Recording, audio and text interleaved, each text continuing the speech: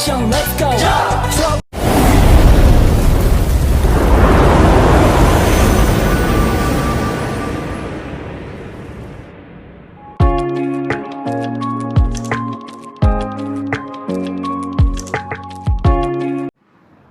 Halo guys, kembali lagi bersama saya. Izin memperkenalkan diri, nama saya Riki Darmawan dari Program Studi Pendidikan Teknik Otomotif, mahasiswa Universitas Pendidikan Indonesia. Oke, kembali lagi bersama saya. Di sini saya akan menjelaskan apa pengertian dan fungsi dari hidrometer. Sebelumnya masih banyak penonton yang belum tahu gitu apa hidrometer itu apa sih?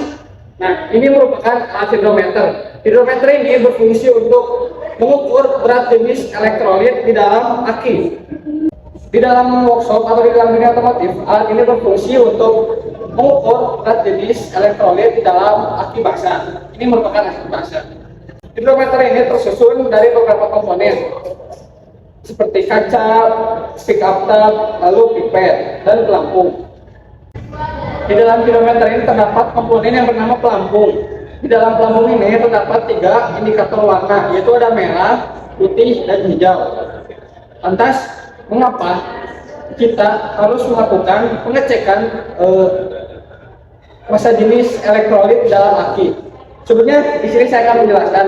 Di sini merupakan aki basah yang memiliki daya sebesar 12 volt. Dalam satu aki ini terbagi menjadi 6 sel baterai. Yang artinya adalah dalam satu sel baterai terdapat 2 volt daya. Lantas, mengapa kita harus melakukan pengecekan elektrolit dalam aki secara rutin? Tentu hal itu berhubungan dengan ketika kendaraan tersebut mati. Karena fungsi dari baterai tersebut adalah untuk menyuplai tenaga atau arus listrik ketika mesin mati, khususnya ketika kita hendak melakukan start di pagi hari atau full start. Lama-kelamaan, asam sulfat yang terdapat di dalam aki ini akan berubah menjadi hidrogen atau menjadi air. Lantas apa yang terjadi jika asam sulfat yang terdapat di dalam aki tersebut berubah menjadi hidrogen? Jawabannya adalah ketika asam sulfat berubah menjadi hidrogen, maka suplai arus listrik dari aki ke menuju elektronik di dalam mobil akan berkurang. Contoh sederhananya adalah ketika kita hendak menstarter mobil, motor starter tidak akan kuat untuk memutar flywheel. Biasanya hanya menimbulkan suara cetek-cetek saja. Oke, selanjutnya di sini saya akan menjelaskan tentang komponen-komponen apa saja yang terdapat di dalam hidrometer. Yang pertama ada suction tub. Suction tub berfungsi untuk aliran masuk dan keluarnya cairan elektrolit yang dihisap. Lalu yang kedua terdapat pelampung. Pelampung di sini terdapat indikator warna dan standar ukurannya, yaitu dari 1100 sampai 1300 gram per cm kubik. Lalu terdapat pipet. Pipet ini berfungsi untuk menghisap cairan elektrolit yang terdapat di dalam aki. Lalu ada tabung kaca. Tabung kaca ini transparan ini berfungsi untuk menampung cairan elektrolit yang terdapat di dalam aki.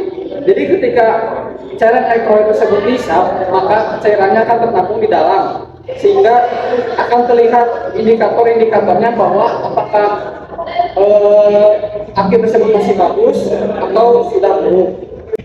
Lalu saya akan menjelaskan bagaimana cara membaca hitungan dari hidrometer. Di sini terdapat 3 warna. Yang pertama ada merah, putih, dan hijau. Warna merah menandakan bahwa aki tersebut kurang baik atau mengalami drop. Hal itu terjadi karena aki tersebut kurang mengalami maintenance, kurang dirawat. Standar spesifikasinya adalah kisaran antara 1100 hingga 1205 gram per cm kubik. Lalu ada putih. Putih artinya bahwa kondisi elektrolit tersebut relatif masih baik, berada pada kisaran 1205 hingga 1255. Lalu hijau.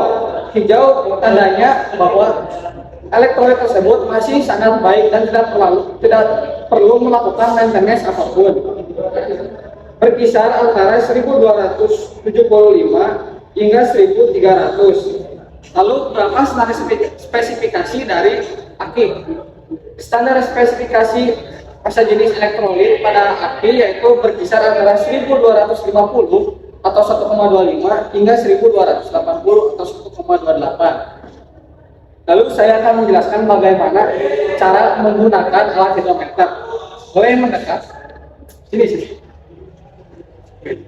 Yang pertama adalah memastikan bahwa alat hidrometer ini masih berfungsi dengan baik.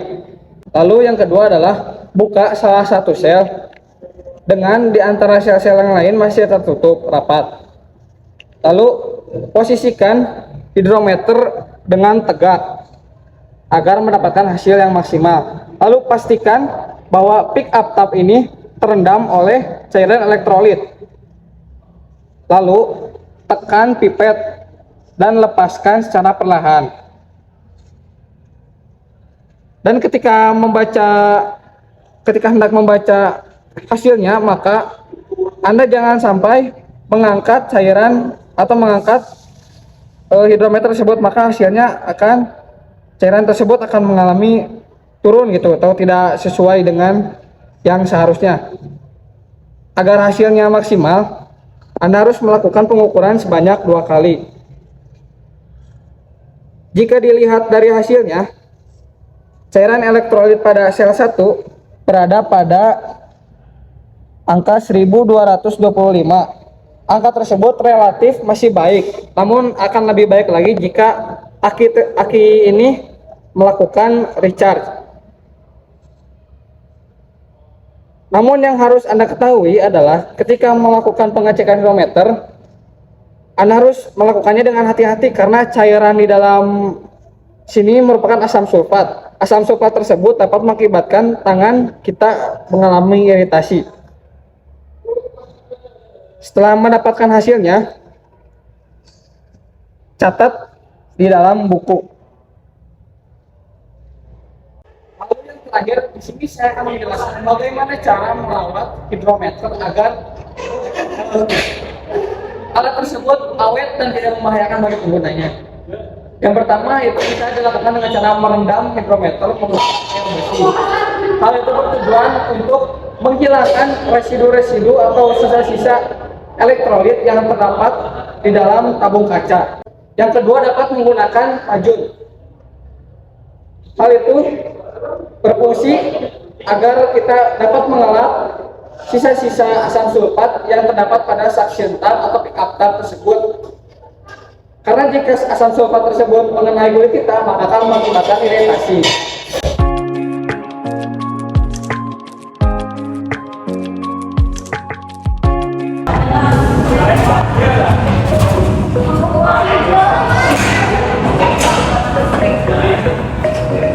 Halo guys, kembali lagi ya sama aku, Wadia Februari. Di sini kita akan belajar tentang spray gun. Yuk kita belajar tentang komponen-komponen spray gun di sini. Di sini ada spray gun, di sini ada kunci spray gun, dan di sini ada first gauge. Yuk kita belajar tentang komponen-komponen yang ada di spray gun. Yang pertama-tama yaitu ada tabung untuk penampung cat. Yang kedua ada nozzle. Nah, yang ketiga yaitu ada ketop pengatur semburan.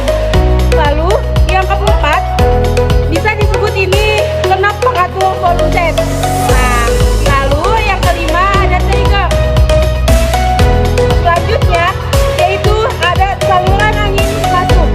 Lalu yang terakhir yaitu ada kenop pengatur tekanan angin. Nah, lalu mari kita tonton video cara penggunaannya.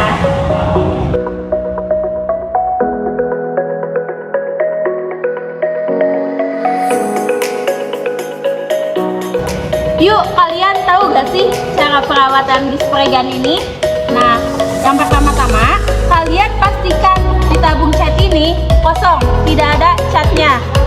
Nah, lalu bukalah knop pengatur volume cat.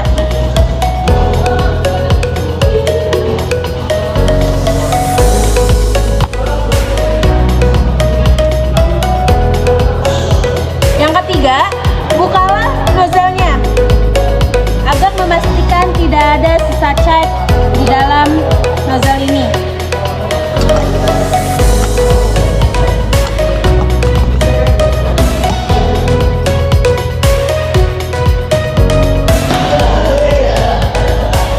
Lanjutkanlah, buka tabung catnya.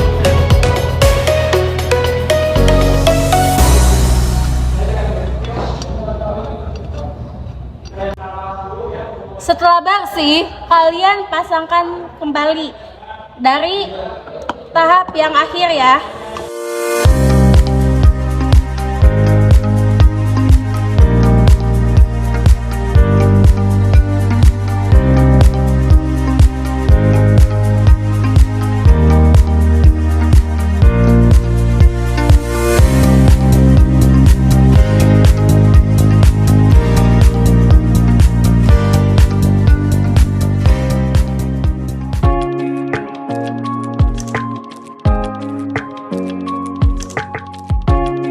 Halo teman-teman, perkenalkan nama saya Surwan Berkatlaya dengan NIM 2203165. Saya di sini akan menjelaskan mengenai car lift bagian jenis two-post teman-teman. Menurut teman-teman banyak bertanya-tanya apa sih fungsi dan kegunaan dari car lift. Dapat dilihat sendiri teman-teman bahwasanya fungsi dari car lift tersebut adalah untuk mengangkut ataupun mengangkat kendaraan roda 4 dengan bobot yang sudah disesuaikan dengan standar atau spesifikasi dari car lift tersebut teman-teman.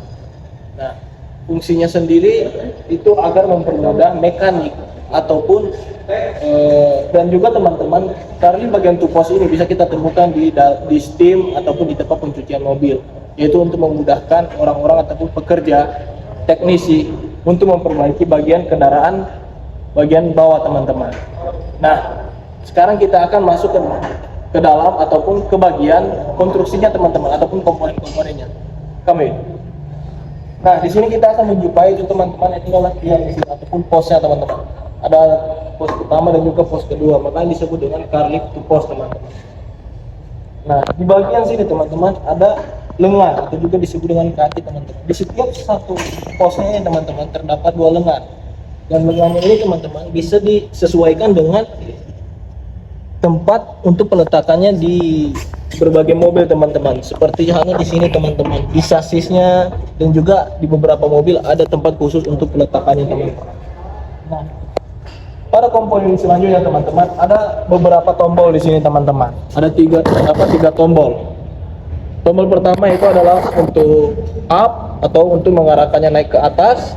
Tombol kedua itu untuk lock, untuk mengunci sehingga tidak terjadi kecelakaan teman-teman ketika teknisi berada di bawah kendaraan atau di bawah lift teman-teman.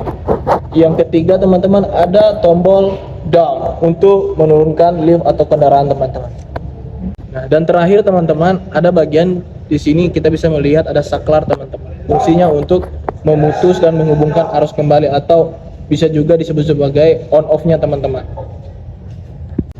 Nah, sekarang kita akan masuk ke bagian di mana cara pengoperasiannya teman-teman atau cara kerjanya teman-teman. Dari tombol-tombol yang sudah saya sebutkan tadi teman-teman, itu dapat kita fungsikan dari sekarang. Ketika kita ingin memasukkan mobil untuk menaikinya ke car lift teman-teman, pertama-tama itu adalah yang harus kita lakukan, kita posisikan mobil tersebut di dalam posisi stall teman-teman, ataupun di posisi di mana si lengannya ini teman-teman kita sesuaikan dengan sasis yang ada di bagian bawah mobil. Dan yang kedua teman-teman, kita harus pastikan si lengannya ini teman-teman berada pada tepat di sasisnya sehingga tidak terjadi kecelakaan teman-teman. Dan setelah sudah diposisikan dengan baik teman-teman, kita akan menaikkan kendaraan. Namun sebelumnya pastikan listrik sudah terhubung dengan baik teman-teman. Pastikan saklarnya berada di posisi on. Ketika saklar sudah berada di posisi on, sekarang kita akan menekan tombol up atau untuk menaiki mobilnya teman-teman. Usahakan posisikan stallnya ataupun liftnya atau kendaraannya berada pada di atas kepala kita teman-teman, sehingga tidak menyulitkan posisi kita ketika kita melakukan pengoperasian ataupun melakukan perawatan pada kendaraan. Banyak terjadi teman-teman ketika si posisi kendaraannya tidak sesuai dengan ketinggian mekaniknya teman-teman, sehingga mekanik kesulitan untuk melakukan perbaikan teman-teman. Nah, ketika car ataupun liftnya sudah berada di posisi di atas teman-teman, jangan lupa untuk menekan tombol lock untuk menghindari terjadi kecelakaan ataupun untuk menghindari ketika ada arus pendek teman-teman, sehingga lift tidak langsung turun teman-teman. Dan juga ada berbagai cara teman-teman untuk menghindari kecelakaan ketika menggunakan car lift, yaitu dengan memberikan stand tambahan teman-teman, sehingga untuk lebih menjaga keamanan dan juga kesehatan.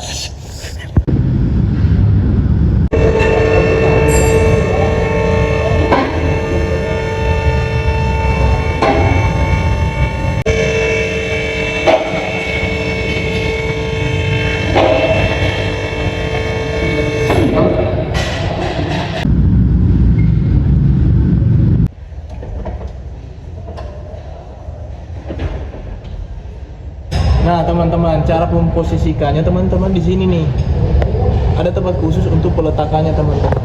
Namun di beberapa mobil juga tidak terdapat bagian seperti ini teman-teman. Namun jika tidak terdapat, kita bisa meletakkannya di bagian sasis teman-teman, seperti halnya di sini, seperti di sini teman-teman.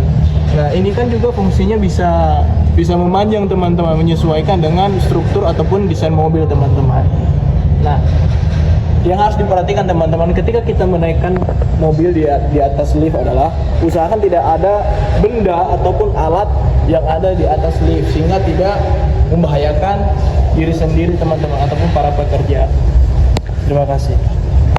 Nah di sini juga teman-teman ada warning ataupun peringatan bagaimana cara pengoperasian dan juga hal apa yang tidak diperbolehkan ketika berada di stall ataupun liftnya teman-teman.